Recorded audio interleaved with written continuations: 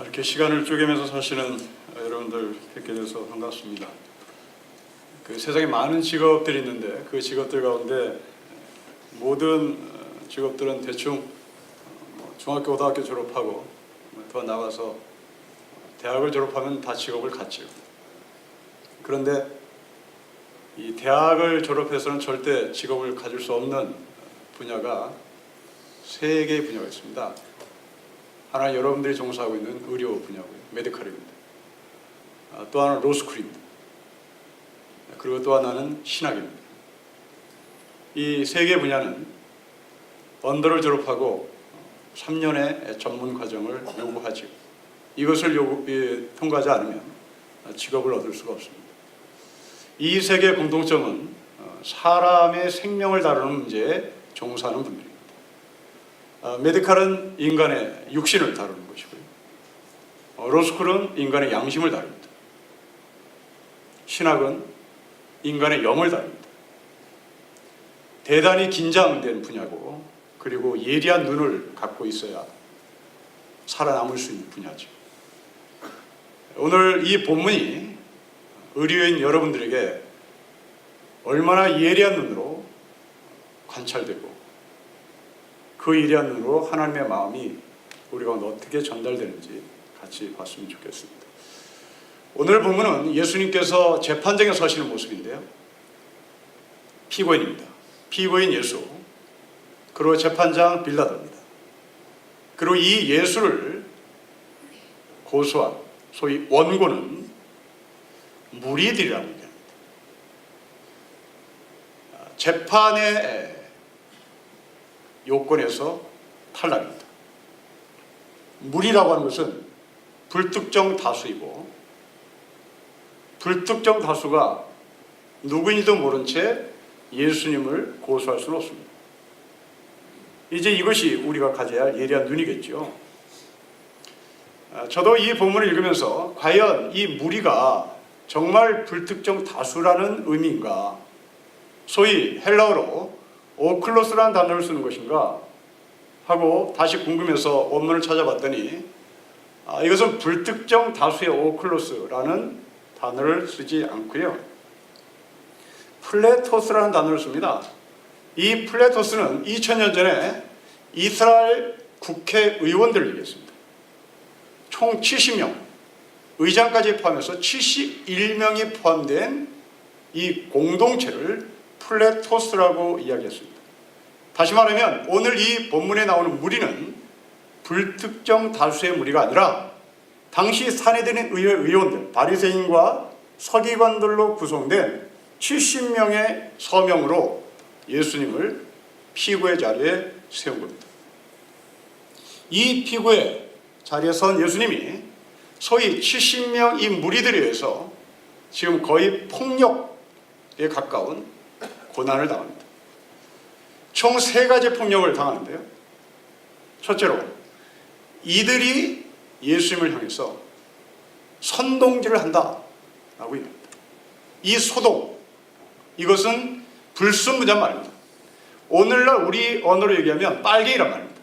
이 불순분자들이 예수인데 이 예수가 이 나라를 어지럽히고 있다. 여러분, 이 사람들이 당시 이스라엘의 지도자입니다. 지도자가 선동질을 한다라고 거짓말을 꾸미는데 그 선동의 내용이 뭐냐면 예수님은 가이사에게 세금을 내지 말라고 했다는 겁니다. 거짓말이죠. 예수님은 가이사에게 세금을 내라고 분명히 이야기를 하셨습니다. 하나님의 것은 하나님께, 그리고 가이사의 것은 가이사에게 분명히 자기의 입장을 밝혔는데 이 지도자들, 이들은 예수님이 가이사에게 세금을 내지 말라라고 얘기를 한 겁니다. 여러분, 당시 이 사람들은 단순히 땅을 나눠주는 정치 지도자가 아니라 바리새인과 서기관들, 이들은 영적인 지도력을 같이 포함하고 있는 사람입니다. 소위 당시의 양심의 보루들이고 양심을 대변하는 사람들이었습니다. 소위 영적 지도자들이었습니다. 그런데 이들이 자신들이 갖고 있는 이 기득권, 자신들이 갖고 있는 이 지도력을 가지고 밑도 끝도 없이 예수님을 고발하고 폭력을 가합니다. 아마도 병원에서 일하시는 여러분들에게도 행여 이 말씀이 우리에게 작동되지 않나라는 생각을 해봅니다. 이 병원에 아파서 들어오신 환자, 이분들은 여러분 앞에 대단히 약한 존재들입니다. 그리고 여러분들은 엄청난 힘을 가진 분들입니다. 여러분 말 한마디가 이들을 살려내고 우리의 말 한마디가 이들이 좌절하고 절망할 수가 있습니다. 만일 여러분들이 갖고 있는 이 정말 큰 힘, 병원 안에서 이 큰 힘을 가지고 환자들에게 격려와 위로를 한다면 우리는 이 지도력을 제대로 활용하는 것이죠. 생명을 다루는 일에 우리는 기꺼이 부름받은 사람이라고 인정할 수 있을 것입니다. 바리새인과 서기관들은 생명을 살리라고 하나님께서 부르셨는데 생명 살리는 일 앞장서지 않고 자기의 기득권으로 예수에게 폭력을 가합니다. 그것만이 아니라 여러분 5절 이하에 보시면 이들은 여론을 동원합니다. 여론 폭력을 일으키죠. 요즘 이 시대에 인터넷에 댓글을 다는 것이 아마 이런 것이 아닌가 싶습니다.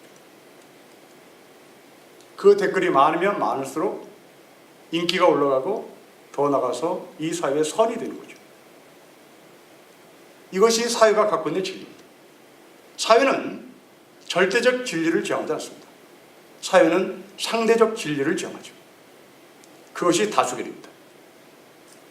어떤 주제가 비상식적이어도 모든 사람이 거기에 몰표를 주면 그것은 진리가 되고 그것은 선이 됩니다. 그러나 생명을 다루는 우리들, 영의 문제를 다룬 저, 그리고 인간의 육신의 생명을 다룬 여러분들은 절대적인 교과서 하나를 들고 있습니다. 제 아무리 밖에 있는 교과서가 좋다 할지라도 그 교과서가 검증되지 않은 교과서면 우리는 그것을 해부학 교실에 들여보내지 않습니다. 절대 교과서가 있습니다. 우리는 성경이라는 절대 교과서를 갖고 있고 여러분들은 의학 교과서를 절대로 갖고 있습니다. 신앙은 절대를 지향합니다. 신앙은 다수결의 원칙에 의해서 악이 선이 되고 선이 악이 되는 것이 아니라 바로 절대이신 예수 그리스도의 말씀에 근거해서 우리는 진리를 선포합니다. 이제 여러분들이 환자를 앞에 놓고 이 사람을 살릴 것인가 죽일 것인가 상대적으로 판단하지 않습니다. 환자가 오면 무조건 살려야 되는 겁니다. 이 사람이 백인이다 흑인이다 따지지 않습니다. 사람이기 때문에 살리는 겁니다. 이것이 우리가 갖고 있는 절대인 것이죠. 내 마음에 안 든다고 해서 이 사람을 버리거나 내 마음에 든다고 해서 이 사람을 더 잘 보살피지 않습니다. 이 사람이 특정적 사람이기 때문에 버리거나 이 사람이 특정적 사람이기 때문에 챙기지 않습니다.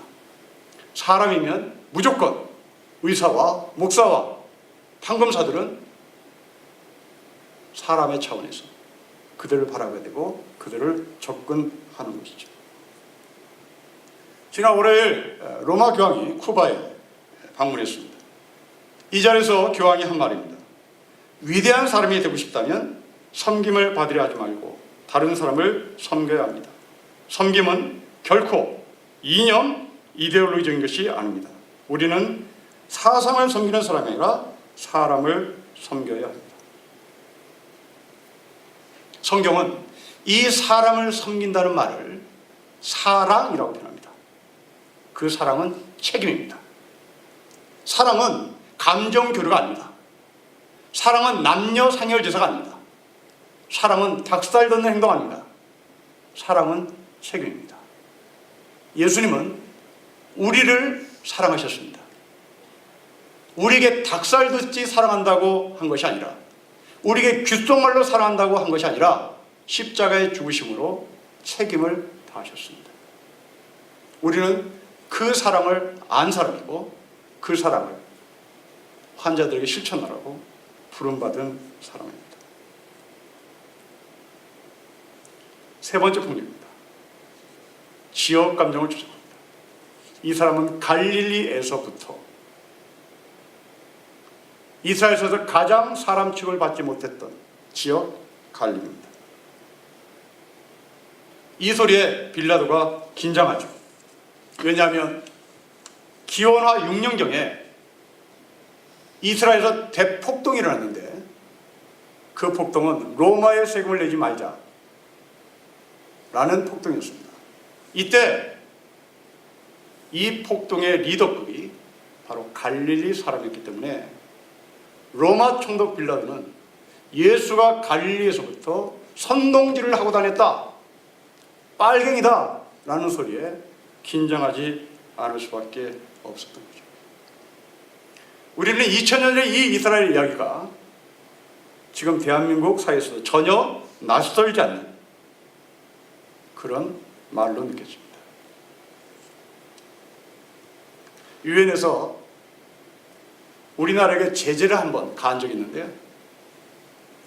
단일 민족, 단일 문화라고 하는 단어를 쓰는 것에 대해서 문제를 삼은 적이 있습니다. 우리나라 사람들은 단일 민족, 단일 문화를 자랑하는 것을 너무나 당연시 하는 민족이죠. 왜 유엔에서 이 문제를 걸고 넘어졌냐면 타민족을 받아들일 수 있는 여력이 없는 민족으로 판단하는 것이죠. 여러분, 우리는 일본 정부가 일본에 있는 제일교포에 대해서 대단히 인종차별을 한다는 이야기를 듣습니다. 그런데 연구 논문을 보면 우리나라 사람이 일본 사람보다 더 인종차별을 많이 하는 것으로 보고가 나왔습니다. 그 대표적인 것이 이 땅에 100년 가까이 산 화교들, 그 화교들이 이 땅에 뿌리를 못 내리고 있습니다. 이 정도로 우리 심하죠. 중국 사람은 뿌리가 대단히 세다는 이야기를 우리 듣습니다. 그런데 한국 땅에서는 그 뿌리를 못 내립니다. 그만큼 우리는 이 지역차별, 인종차별이 심한 민족인 것 같습니다. 25세 이상 결혼 적령기에 해당되는 다문화 청년들을 대상으로 도대체 이 친구들이 결혼을 제대로 하고 있나 통계를 내봤는데요. 30%밖에 결혼을 못합니다. 70%는 결혼을 못해요. 이들은 결혼할 상대가 없는 거죠. 이런 차원에서 이 세브란스가 저 외부인 선교를 하는 것으로 저는 알고 있습니다. 인종을 뛰어넘어, 지역을 뛰어넘어 섬기고 병을 고쳐주는 이 일은 단순한 의료행위가 아니라 바로 거룩한 하나님의 사역이죠. 저희 교회는 서울대학에 가까이 있는지라 젊은 애들이 많이 있는 특징을 갖고 있는 교회입니다. 매주 토요일마다 외국인들을 위해서 한글 교실을 개설하고 있는데 지난 토요일 날 제 2학기 개강을 했습니다. 한 30명 이상의 외국인들이 왔는데 제 마음에 뭉클한 한 인종이 들어왔습니다. 팔레스타인 사람 여학생 한 명 왔고요. 이란 여학생 왔습니다. 팔레스타인 학생이 어떻게 서울대학에 유학을 왔나? 이란 학생이. 여러분, 우리는 팔레스타인 그러면 굉장히 먼 나라의 사람입니다. 무지막지하게 고생하는, 인종차별 당하는 사람들입니다. 아마도 이 병원 안에 팔레스타인 사람, 이란 사람이 환자로 오면 여러분들은 기꺼이 예수 그리스도의 이름으로 맞이하시겠죠. 바로 이것이 우리가 지향할 삶입니다. 이러한 삶을 실천한 교회가 사도행전 13장에 나오는 안디옥 교회라는 교회입니다. 이 안디옥 교회에 5명의 리더들의 이름이 사도행전 13장에 거론되는데 우리가 잘 아는 바나바라는 사람이 있습니다. 그리고 바로 이어서 나오는 이름 하나가 니게르 시몬이라는 사람입니다. 이 니게르 시몬이라는 이 시몬 앞에 니게르란 말은 흑인을 비하는 니고르란 말입니다. 깜둥이란 말입니다. 안디옥 교회 안에 정통 유대인 바나바, 정통 유대인 사울, 그리고 깜둥이 시몬, 더 나가서 헤롯의 젖동생 마나인. 이 헤롯의 젖동생이라면, 헤롯이라면 예수를 믿는 우리로서는 왼수지간입니다. 이 왼수지간인 헤롯의 젖동생 마나인이 안디옥교회 장로로, 안디옥교회 리더로 같이 신앙생활합니다. 여러분, 이 그림은 좀 더 실제적으로 구현시켜 보면 성찬 예식을 하는데 시커먼 흑인 깜둥이 시몬이라는 사람이 여러분 앞에 이것은 주님이 당신에게 주신 살과 피입니다 하고 딱 내미는 겁니다. 왼수지간인 마나인이라는 사람이 우리 집안과 원수인 그 친구가 나와 함께 장로가 되어서, 아니 우리 교회의 목사가 되어서 성찬상을 들고 이것이 주님께서 당신에게 주신 살과 피입니다, 이걸 때 먹어야 됩니다. 거의 불가능하죠. 그런데 안디옥교회는 이것을 해냈습니다. 세브란스에서는 해내겠죠. 교회에서도 해내지 못하는 것을. 그래서 한국교회는 전라도교회, 경상도교회, 이북교회가 있습니다. 근데 병원은 해내죠. 거룩한 곳입니다. 하나님께서 열심히 이 귀한 달란트를 정말 생명 살리는 일에 쓰신다니 정말 감사합니다. 99마리의 양들을 놓고 잃어버린 한 마리 양을 찾으러 나간 목자의 심정, 그리고 99마리가 한 양이 돌아오기를 기다리고, 목자의 심정과 양의 심정을 여러분 한번 헤아려 보십시오. 저도 이 영적인 생명을 살리는데 예리한 눈을 가지고 성경을 열심히 연구해 하나님의 말씀을 잘 전하겠습니다. 여러분도 육신의 생명을 살리는데 예리한 눈을 가지고, 그리고 책임을 다하고자 하는 사랑을 들고, 우리가 어떤 사람이든지 주 예수 그리스도의 이름으로 살려내는 하나님이 세우신 세브란스, 하나님이 부르신 저와 여러분 되시기를 주의 이름으로 축복합니다. 기도하겠습니다.